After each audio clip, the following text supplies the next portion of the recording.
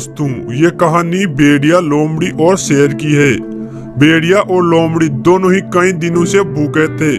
जब वे दोनों एक साथ शेर के पास मदद मांगने के लिए गए तो शेर को पहले तो गुस्सा आ गया, लेकिन लोमड़ी चालाक थी तो उसने शेर को बहला फुसला कर उसे अपनी मदद करने के लिए राजी कर लिया। तब सभी लोग एक साथ जंगल में निकल पड़े। सभी धीरे धीरे बिना आवाज किए आगे बढ़ रहे थे। शेर जैसा जैसा बोल रहा था, भेड़िया और लोमड़ी वैसा ही कर रहे थे। उन्हें अधिक इंतजार भी नहीं करना पड़ा, क्योंकि शीघ्र ही उन्हें एक मोटा तगड़ा ऊंट मिल गया।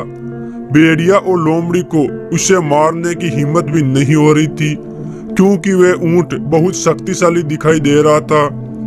तो शेर ने फैसला किया कि इसका शिकार तो अब मुझे ही करना पड़ेगा। शेर ने पीछे से जोर से छलांग लगाकर ऊंट को शिकार कर लिया। अब भेड़िया और लोमड़ी भी शिकार की जगह आकर खड़े हो गए। लोमड़ी के मुंह में तो पानी आ रहा था।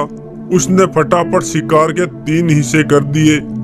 शेर को गुस्सा आ गया। शेर जोर से दहाड़ कर बोला, दूर हटो मेरे शिकार से, ये शिकार सिर्फ मेरा है। लोमड़ी और भेड़िया दोनों ही हालत अब और खराब हो गई। लोमड़ी घबरा कर धीमी आवाज में कहा, क्या हुआ मालिक, हमसे कोई गलती हो गई क्या? तब शेर बोला, ये शिकार मेरा है, इसे छूने की हिम्मत भी मत करना। मैंने स्वयं ने इसका शिकार किया है, अब ये मेरा ही हुआ, और जो तुम्हें इसके 3 हिस्से किए हैं वो भी मेरे ही हैं। मेरे से मुकाबला करो और ले जाओ इस शिकार को। लोमड़ी और भेड़िया दोनों ही पहले से ही डरे हुए थे। उन्हें शेर को पलटकर कोई जवाब नहीं दिया और चुपचाप निराश होकर वहां से चले गए।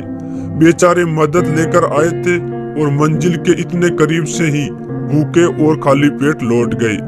दोस्तों, इस कहानी से यही शिक्षा मिलती है, जो बुद्धिमान और ताकतवर होते हैं वही अपनी बात दूसरों से मनवा सकते हैं, जिसकी लाठी उसकी भैंस। जय हिंद।